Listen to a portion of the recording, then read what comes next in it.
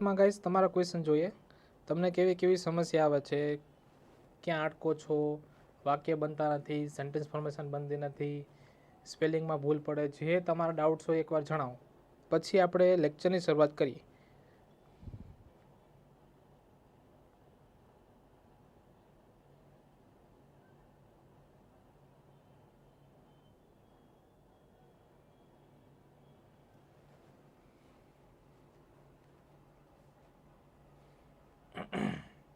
ચલો શરૂઆત કરીએ.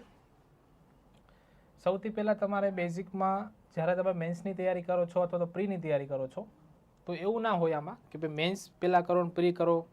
સર સેન્ટેન્સ ફોર્મેશનનો ઇસ્યુ આવે છે. ઓકે, જો ઇંગ્લિશ તમારે લેંગ્વેજ શીખવી ને તો ઇંગ્લિશ તમારે એક લેંગ્વેજ ભાષા તરીકે શીખવાની છે. ડન. આમાં એવું ના હોય કે તમે પહેલાં પ્રી કરો અને પછી મેન્સ કરો. આ કન્સેપ્ટ અહીંયા લાગુ પડતો નથી. જો તમારે ઇંગ્લિશ લેંગ્વેજ શીખવી હોય, જો તમારે વાક્ય પ્રોપર બનાવવા હોય અથવા તમારા માર્ક લાવવા હોય તો સૌથી પહેલાં તમારે લખતા શીખવું પડે. કેમ કે આ ભાષા છે તો ભાષાના અમુક ફેક્ટર હોય કે તમારે લખવી પડે, તમારે વાંચવી પડે. ડન. તમારે સાંભળવી પણ પડે ભાષાને, અથવા તમારે વોચ કરવું પડે, જોવી પડે, વિચારવું પડે, લખવું પડે. ઘણા ફેક્ટર હોય, 5 થી 6 ફેક્ટર હોય. તો આમાંથી તમે ખાલી એક લખવાની પ્રેક્ટિસ કરો છો. લખવામાં તમે 50% ની 70% સ્કીપ કરો છો અને ખાલી 30% ગ્રામર ઉપર જ ભાર આપો છો. આનાથી ગાઈસ મેન્સ નીકળતી નથી. પ્રી કરવાથી કોઈ નોકરી મળતી નથી. જો તમારે મેન્સ કરવી હોય, જો તમારે ખરેખર એક ગવર્મેન્ટ જોબ જોતી હોય તો તમારે પહેલેથી લખતા શીખવું પડે. જો તમે લખતા શીખો અને પછી તમે ગ્રામર શીખો તો તમને માર્ક પણ સારા મળે, તમારી મૌલિકતા પણ ભાષામાં એક જળવાય. તો હવે એ મૌલિકતા જાળવવા માટે આપણે સૌથી પહેલાં લખતા શીખીએ. જો સૌથી પહેલાં તમારે શીખવાના હોય ટુ બીના રૂપો. આ ટુ બીના રૂપોમાં શું આવે તો આવે એમ ઇઝ આર, પછી અહીંયા આવે વોઝ અને વર, અને પછી અહીંયા આવશે વિલ બી અને શેલ બી. અંગ્રેજીની શરૂઆત શીખવાની અહીંથી થાય. મોટા ભાગે આર્ટિકલથી શરૂઆત કરે, ટેન્સથી શરૂઆત કરે, પણ ખરેખર ટેન્સથી શરૂઆત થાય. આપણે ગુજરાતી લોકો છે એટલી આપણી પકડ ના હોય કે આપણે ડાયરેક્ટ ત્યાં સુધી જઈ શકીએ.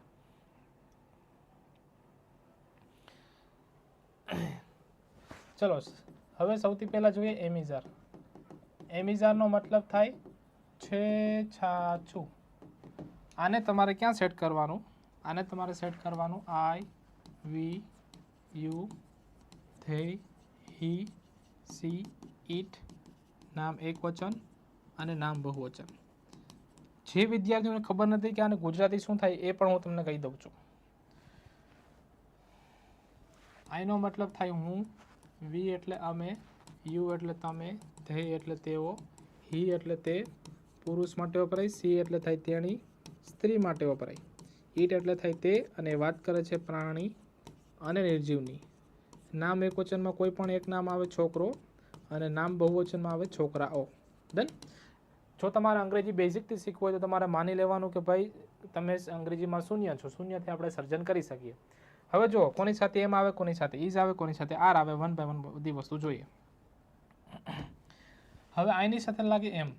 આઈનો સિમ્પલ મતલબ થાય હું અને એમનો મતલબ થાય છું. આ બંને વર્ડ જોડાવાથી એક મિનિંગફુલ વર્ડ બન્યો હું છું. ખબર પડી કે નહીં મિત્રો? હવે જો કોની સાથે આર લાગે, કોની સાથે ઇઝ લાગે. વીની સાથે લાગે આર એટલે અમે છે, યુ આર તમે છો, ધે આર તેઓ છે. હવે આ 4 લોકો હી, સી, ઇટ અને નામ એક વચન, એમની એવી ડિમાન્ડ છે કે ભાઈ મારી બાજુમાં તમે કોઈ પણ સ્પેલિંગ મૂકો ને તો એ સ્પેલિંગમાં લાસ્ટમાં હંમેશા એસ આવવો જોઈએ. તો આને ઓલવેઝ એસ વાળો સ્પેલિંગ આપવાનો. શું આપવાનો? એસ વાળો સ્પેલિંગ. તો અમે એસ ક્યાં છે તો કે છે ઇઝમાં, તો આપો ઇઝ.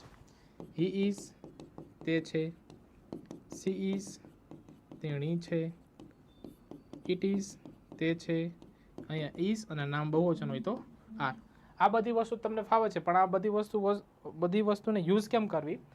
તો આ ટુ બીના રૂપ છે. ટુ બીના રૂપની સાથે તમે 3 વસ્તુ યુઝ કરી શકો. એક વપરાય નામ.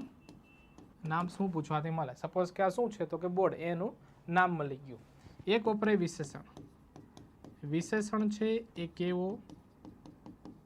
કેવી પ્રશ્ન પૂછવાથી મળે. સપોઝ કે આ બોર્ડ કેવું છે તો કે સફેદ, એનું ગુણ છે, એનું વિશેષણ છે. અને એક વપરાય સ્થળ. ડન. હવે લાઈન બાય લાઈન ઉદાહરણ જોઈએ. તમારે સેન્ટેન્સ ફોર્મેશન શીખવું હોય તો સેન્ટેન્સ ફોર્મેશન શીખવાની શરૂઆત અહીંથી થાય. જો આ બધી વસ્તુ તમે પ્રોપર સમજો ને તો જ તમને સેન્ટેન્સ ફોર્મેશન આવે. બાકી તમે જેટલું ગુજરાતી ફ્લુએન્ટલી લખી શકો એવું કેમ ઇંગ્લિશ નથી લખી શકતા, એની પાછળ ઘણા બધા રીઝન છે, ઘણા બધા કારણ છે. એ કારણને હવે આપણે ઓળખવા પડશે, એનાથી આપણે સમજોતા હવે નહીં કરવું પડે. સૌથી પહેલાં સ્થળનું ઉદાહરણ જોઈએ. શું છે સ્થળનું ઉદાહરણ? જો એક વાક્ય લઉં, હું રવિવારે ઘરે છું. હવે સાંભળજો મિત્રો, જ્યારે તમે ગુજરાતીથી અંગ્રેજી કરો ને તો વાક્યનો એક નિયમ છે કે પહેલો શબ્દ હંમેશા પહેલાં લખવાનો. પહેલો શબ્દ શું છે? હું. તો હું એટલે શું થાય? આઈ. ઓલવેઝ પહેલાં લખવાનું. પછી ઓલવેઝ છેલ્લેથી સ્ટાર્ટ કરવાનું. છું તો આઈની સાથે છું માટે શું વપરાય? એમ. તો અહીંયા મૂકો એમ. પછી ઊંધું જ ચાલવાનું. ઘરે, આ ઘરે ઉપર માત્રા છે. એ માત્રા સ્થળ અથવા ઘડિયાળના સમયની હોય તો એના માટે મૂકવાનું એટ. શું મૂકવાનું? એટ. તો અહીંયા મૂકો એટ. પછી ઘર એટલે હોમ અથવા હાઉસ. હવે રવિવાર તો યાદ રાખો, વાર, ત્યોહાર, તારીખ અથવા પર કે ઉપર શબ્દ હોય ને તો આની આગળ તમારે ઓલવેઝ પહેલાં ઓન મૂકવાનું. શું મૂકવાનું? ઓન. વાર એટલે on Sunday, on Monday, on Tuesday. ત્યોહાર એટલે on Diwali, on Holi, on Eid. તારીખ એટલે ઓન 31 જાન્યુઆરી, ઓન 31 ડિસેમ્બર. અથવા ગુજરાતીમાં પર કે ઉપર શબ્દ હોય તો મૂકવાનું ઓન. તો અહીંયા રવિવાર છે તો તમારે ઓન કરીને સન્ડે મૂકવાનું. જો અહીંથી તમારી વાક્ય રચના બને. ડન કે નહીં?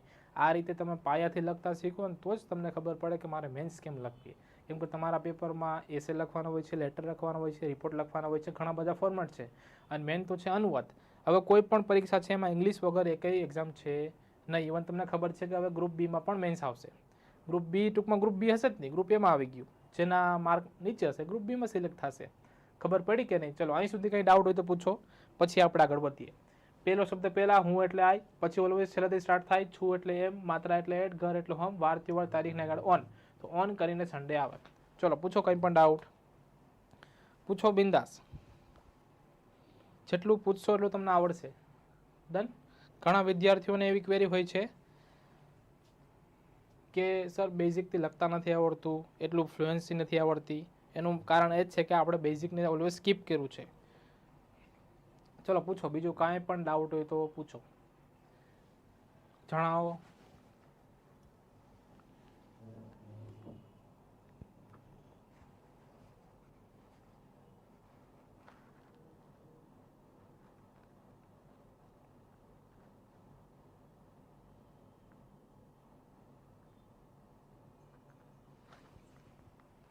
ચલો આગળ વધીએ. હવે એક ઉદાહરણ જોઈએ વિશેષણનું. વિશેષણ એટલે શું થાય? તો કે વસ્તુ, વ્યક્તિનો ગુણ. સપોઝ કે તેણી દયાળુ છે. તો પહેલો શબ્દ પહેલા, તેણી એટલે સી, છે એટલે ઇઝ, અને દયાળુ એટલે કાઇન્ડ. She is kind. ખબર પડી? હવે એક ઉદાહરણ જોઈએ નામનું. નામને આપણે થોડુંક વિસ્તૃતમાં સમજીએ. નામને ગ્રામરની ભાષામાં શું કહેવાય? સૌથી પહેલાં એ જોઈએ. તો નામને ગ્રામરની ભાષામાં કહેવાય નાઉન. એના બે પ્રકાર છે, એક કોમન અને એક પ્રોપર. કોમન નાઉન એટલે એવું નામ જે બધા માટે વપરાય. સપોઝ કે છોકરો, છોકરો, છોકરો. તમે જ્યાં પણ જોવો છો એમને છોકરો કહો છો. છોકરી, છોકરી, છોકરી. કોમન થઈ ગયું. જ્યારે રાહુલ કહો તો એ કોઈ પર્ટિક્યુલર વ્યક્તિ થઈ ગયા એટલે એને આપણે કહેવાનું પ્રોપર નાઉન. હવે કોમન નાઉન હોય અને એક વચન નામ હોય તો એની આગળ તમારે અ અથવા અન આર્ટિકલ મૂકવો. જ્યાં આ બંનેનો મતલબ થાય એક. શું થાય? એક. એક ઉદાહરણ લઉં, હું એક શિક્ષક છું. તો હું એટલે શું થાય? આઈ. છેલ્લેથી સ્ટાર્ટ કરો. છું એટલે શું થાય? એમ. એક શિક્ષક. એક માટે તમારે અત્યારે ખાલી શીખવાનું છે આ ટીચર. ખબર પડી કે નહીં? ચલો અહીં સુધી કંઈ પણ ડાઉટ હોય તો પૂછો બિંદાસ.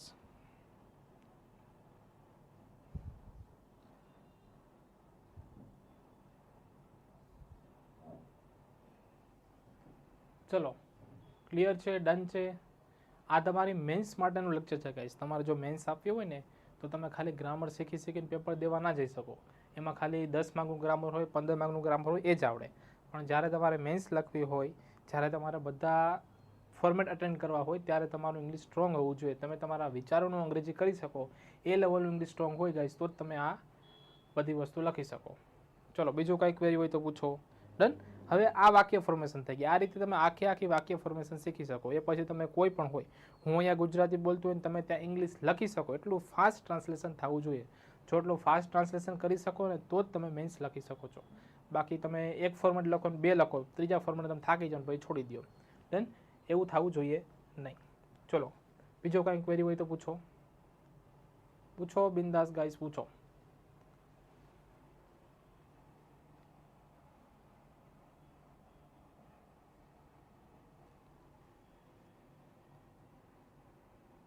પૂછો, તમને આવડશે ગાઈસ. તમારા ખાલી સમસ્યા જણાવો. તમને જે પ્રોબ્લેમ આવે છે ઇંગ્લિશમાં એ ખાલી મને કહો. હું એના ઉપરથી નેક્સ્ટ વિડીયોમાં એના ઉપરથી લેક્ચર લઈ આવીશ. એના ઉપરથી હું ટોપિક્સ લઈ આવીશ. એના ઉપરથી હું ગ્રામરના બધા જે ટોપિક છે તમને ઇસ્યુ આવે બધી વસ્તુ જોશું. મોટા ભાગનું આપણું જે કવર રહેશે ગ્રામર પ્લસ મેન્સ રહેશે. ડન. હું તમને વાક્ય રચના બનાવતા શીખવાડીશ, વાક્ય કઈ રીતે જોવું, કઈ રીતે અનુવાદ કરવું, બધી વસ્તુ.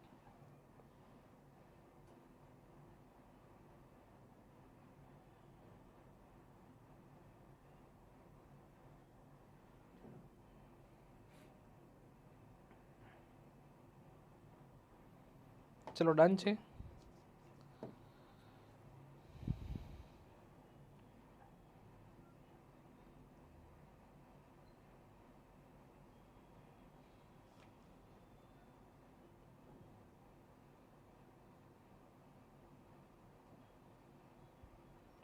પૂછો બિંદાસ.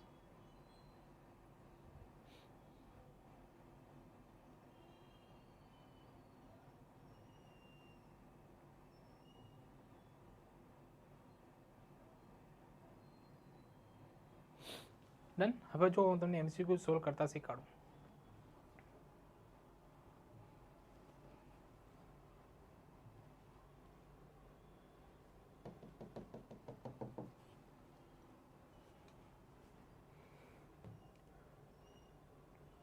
હવે જુઓ, હવે આ થઈ ગયું તમારો પીટીનો સિલેબસ. પીટીના સિલેબસમાં શું આવે જો, આ છે બધી પેસિવ વોઇસની બ્લેન્ક. પેસિવ જ્યારે તમે પ્રી આપતા હોય, તમારે ઇંગ્લિશના MCQના ક્વેશ્ચન હોય, ત્યારે જ્યારે તમે જવાબ આપો ને ત્યારે તમારે ગુજરાતી નહીં કરવાનું, સીધું તમારે ફોકસ કરવાનું કીવર્ડ્સ ઉપર. ડન. અથવા તો એની જે ઓળખ હોય તમારે એના ઉપર ફોકસ કરવાનું. અહીંયા જુઓ, પહેલો ક્વેશ્ચન છે the Remembrance Day and the Veterans Day blank on 11th of November every year. Every year છે એટલે તમને ખબર પડી કે આ સાદો વર્તમાન કાળ છે, તમારે ગુજરાતી નથી કરવાનું. સાદા વર્તમાનના પેસિવમાં શું આવે તો કે એમિઝાર પ્લસ V3 આવવું જોઈએ. તો એમિઝાર પ્લસ V3 શું તમને આમાં એમિઝાર દેખાય તો કે ના, તો આ તમારો જવાબ થતો નથી. ઓપ્શનમાંથી એ નીકળી ગયો. પછી તમને અહીંયા દેખાય એમિઝાર તો કે ના, આ તમારો જવાબ નથી. અહીંયા દેખાય છે તો કે ના, તમારો જવાબ નથી. હવે તમારી પાસે બે ઓપ્શન હતા, એક E અને એક B. તો અહીંયા જુઓ, અહીંયા 2 દિવસની વાત થાય છે. કેટલા દિવસની? 2 દિવસની. તો આ અને એક આ. તો બહુવચન દર્શાવવા માટે તમારે શેનો યુઝ કરવાનો? R નો. તો જવાબ પ્રમાણે શું આવે છે? B. આ તમારો જવાબ થઈ ગયો. R celebrated. ખબર પડી કે નહીં? ગુજરાતી કરવાની જરૂર પડતી નથી, તમારે ખાલી વાક્યને સમજવાનું. હવે અહીંયા જુઓ, સેકન્ડ નંબરનો ક્વેશ્ચન જુઓ, શું આવે છે જવાબમાં? ચલો ટાઈપ કરો સેકન્ડમાં. આજે ખાલી ફર્સ્ટ લેક્ચર છે ગાઈસ, જસ્ટ ડેમો છે કે હું તમને ડેઈલી શું સમજાવીશ. તમને હું વાક્ય રચના શીખવાડીશ, પછી હું તમને MCQ કેમ સોલ્વ કરવા એ બધી વસ્તુ શીખવાડીશ. ક્લિયર? ચલો પૂછો, કાંઈ પણ ડાઉટ હોય તો બિંદાસ. શું જવાબ આવે છે સેકન્ડ બ્લેન્કમાં?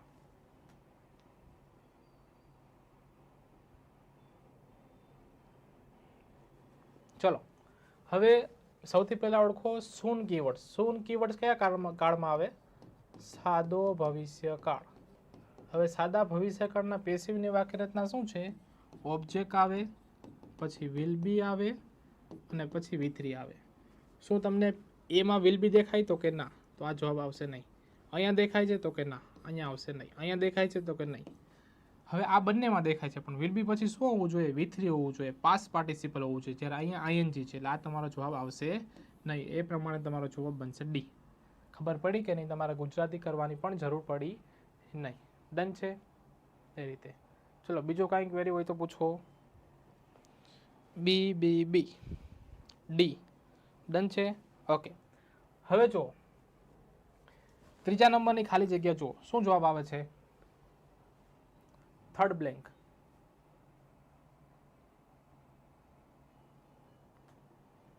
ત્રીજા નંબરની ખાલી જગ્યામાં શું જવાબ આવે છે? સિદ્ધાર્થ વસાવા, ડી. બરોબર છે.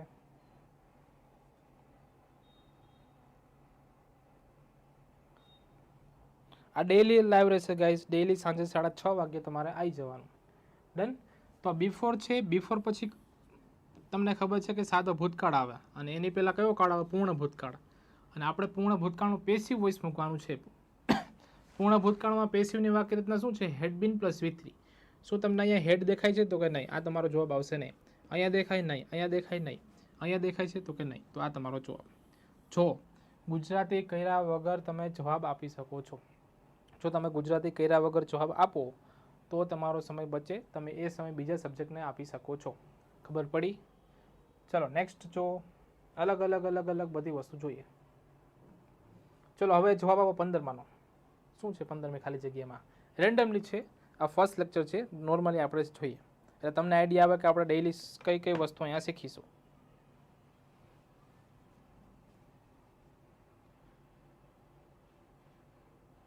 ચલો 15થમાં શું આવે?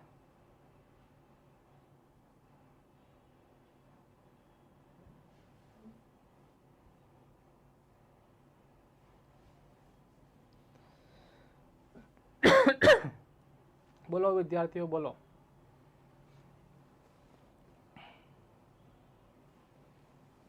પંદરમાં બી. સૌથી પહેલા ઓળખો કાળ. આમાં તમારે કાળ ઓળખો છે નાવ. નાવ કયા કાળમાં આવે? તો કે ચાલુ વર્તમાન કાળ. ચાલુ વર્તમાન કાળની પેસિવ વાક્ય રચનામાં શું આવે? એમિઝાર, બીઇંગ ને V3. તો એમિઝાર ક્યાં છે? તો અહીંયા એમિઝાર છે, એમાં નહીં. સીમાં છે નહીં, ઈમાં છે નહીં. હવે છે બી અને ડી, બંનેમાં એમિઝાર છે, પણ પેસિવની વાક્ય રચનામાં બીઇંગ આવવું જોઈએ. શું આવવું જોઈએ? બીઇંગ. અથવા તો ચલો બીઇંગ નથી તો શું આવવું જોઈએ? આઈએનજી વાળું કાળવાળું આવવું જોઈએ. તો એ પ્રમાણે જવાબ બને છે બી. એ રીતે ડન. અથવા એમ ના સમજવું હોય ને, ચલો આ નાવને આપણે ઘડીક વાર ભૂલી જાય તો એ પ્રમાણે તમારો જવાબ આવે છે ડી, આર બિલ્ટ. ખબર પડી કે નહીં? D, R built. ચલો બીજો કંઈ ક્વેરી હોય તો પૂછો. કુલદીપ સોલંકી, બરોબર છે કુલદીપભાઈ. આ રીતે થોડીક લેવલવાળી કરશો તો તમને આઈડિયા આવશે કે કયો જવાબ આવે છે, કઈ રીતે સમજવું. ખબર પડી કે નહીં? ચલો હવે હું બીજી તમને આપું છું. અલગ અલગ બધી રેન્ડમલી આપું છું. ચલો 9મું, 10મું, 11મું અને 12મું 4 બ્લેન્ક સોલ્વ કરીએ. સૌથી પહેલા જવાબમાં આપો 9માં, 9થની. 9માં શું આવે?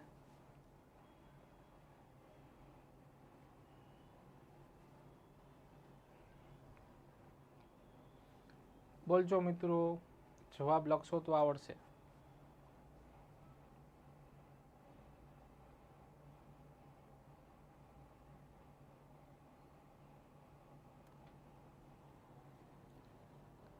નાઇન્થમાં શું આવે? 9માં સૌથી પહેલા ઓળખો જસ્ટ. જસ્ટ કયા કાળમાં આવે? જસ્ટ પૂર્ણ વર્તમાન કાળમાં આવે. પૂર્ણ વર્તમાન કાળની પેસિવની વાક્ય રચના શું છે? Has been plus V3. આમાં હેવેસ દેખાય છે? તો કે ના, આ તમારો જવાબ નહીં બને. અહીંયા છે? તો કે નહીં. અહીંયા છે? તો કે નહીં. અહીંયા છે? તો કે નહીં. તો આ તમારો જવાબ બી. જો વિધાઉટ ગુજરાતી તમે જવાબ આપી શકો છો. આ રીતે જવાબ આપશો ને તો તમારો સમય બચશે ને તમે બધામાં માર્ક પ્રોપર ખેંચી શકશો. ખબર પડી કે નહીં ગાઈસ? બરોબર છે કુલદીપભાઈ, સાચો જવાબ છે. ચલો વિદ્યાર્થીઓ પૂછો બીજું કાંઈ પણ ડાઉટ. તમારા મિત્રોને પણ શેર કરજો. ડેલી સાંજે 6:30 વાગે લાઈવ હોય છે. તમે તમારા ડાઉટ્સ લઈ શકો છો. એને આપણે સોલ્વ કરશું. બધી વસ્તુ 1 બાય 1 સમજીશું. ડન. હવે 10માનો જવાબ આપો. શું આવે 10માના જવાબમાં?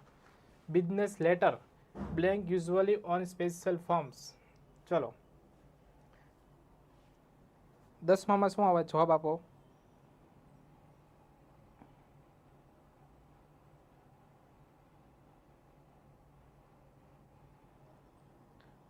દસમા નંબરની ખાલી જગ્યામાં શું આવે છે ગાઈઝ? જેટલું બોલશો, જેટલા જવાબ આપશો એટલું તમને વધારે અન્ડરસ્ટેન્ડિંગ વધશે. ડન. બાકી પરીક્ષા આવતી રહેશે, જતી રહેશે. 10માં શું આવે?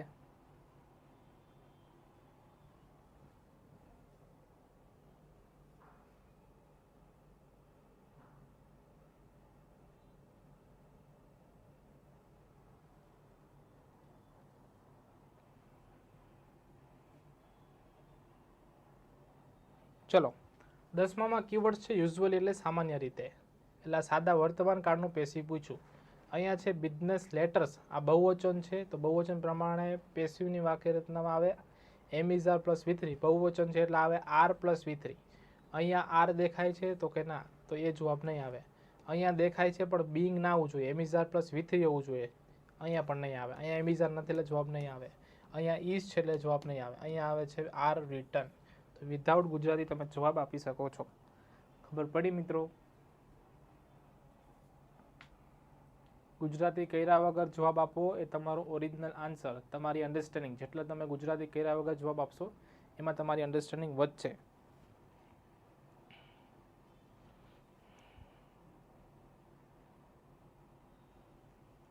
ચલો પૂછો બીજું કાંઈ પણ ક્વેરી હોય તો ગાઈસ. ચલો હવે જો સમટાઈમ્સ, સમટાઈમ્સ કયા કાળમાં આવે? સાદા વર્તમાન કાળમાં. અને અ લોટ ઓફ ગેસ્ટ બહુવચનની વાત થાય તો સાદા વર્તમાનના પેસિવમાં શું આવે? તો કે એમ ઇઝ આર પ્લસ V3, એટલે પાછો જવાબ આવશે આ ડી. ક્લિયર છે? 11માં ડી. હવે 12માં જો ધ બિઝનેસ લેટર, ટુમોરો છે સાદા ભવિષ્યકાળમાં આવશે. ભવિષ્યની વાક્ય રચના શું છે? Will be plus V3. અહીંયા વિલ બી પ્લસ V3 દેખાય નહીં, અહીંયા દેખાય નહીં, અહીંયા દેખાય તો કે નહીં, ઉપર દેખાય નહીં, તો તમારો જવાબ શું આવશે? સી. આવું સેકન્ડમાં સોલ્વ થાય. ડન કે નહીં મિત્રો?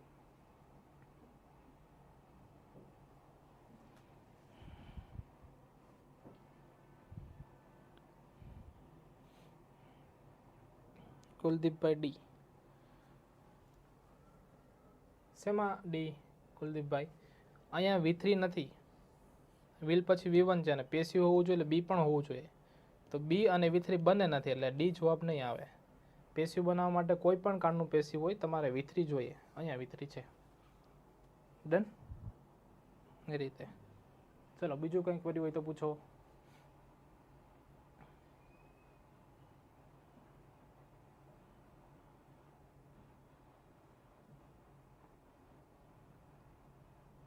ડન છે તો બસ આજનું એટલું જ. મળીએ કાલના લાઈવ વિડીયોમાં. બપોરે 12:30 વાગ્યે છે સેન્ટ્રલ ગવર્મેન્ટ માટે છે અને સાંજે 6:30 વાગ્યે છે એ સ્ટેટ ગવર્મેન્ટ માટે છે. બપોરે છે એ સેન્ટ્રલ ગવર્મેન્ટમાં પેસિવ વોઇસ છે, ડાયરેક્ટ ઇનડાયરેક્ટ છે અથવા એરરવાળા ક્વેશ્ચન છે એ સોલ્વ કરીશું.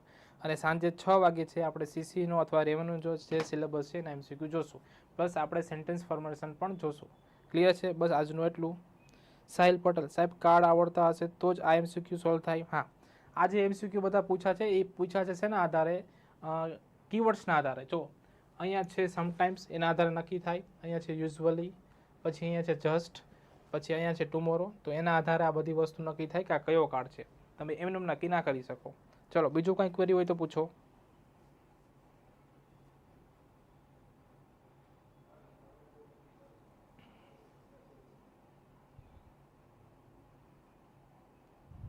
થોડુંક તમે લેવલ વધારો ને ગાઈસ. આ મેં બધા ક્વેશ્ચન લેવલવાળા રાખ્યા છે. લેવલ વધારશો ને તો તમને આઈડિયા આવશે. સાહિલ પટેલ ડેલી સાંજે હશે સ્ટેટ માટે? હા, દરરોજ સાંજે 6:30 વાગ્યે હશે.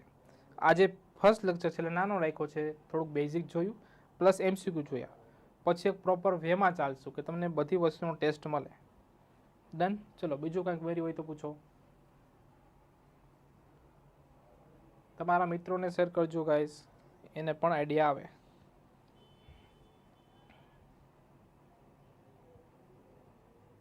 ચલો બીજું કંઈક ક્વેરી હોય તો પૂછો. આ કોર્સ એમના માટે છે કે જેમને બેઝિકથી શીખવું હોય, જે વિદ્યાર્થીઓને એ પણ ખબર નથી કે એમિઝાર એટલે છે છૂછા થાય, એમના માટે આ કોર્સ યુઝફુલ રહેશે. ડન. આપણી એપ્લિકેશન પણ છે, તમને ત્યાં પણ કોર્સ અવેલેબલ જોવા મળશે. બીજું કંઈક ક્વેરી હોય તો પૂછો.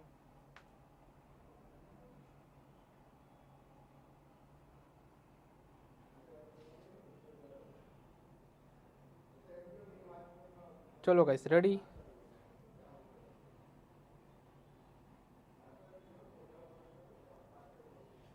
વેલકમ સાહિલ પટેલ.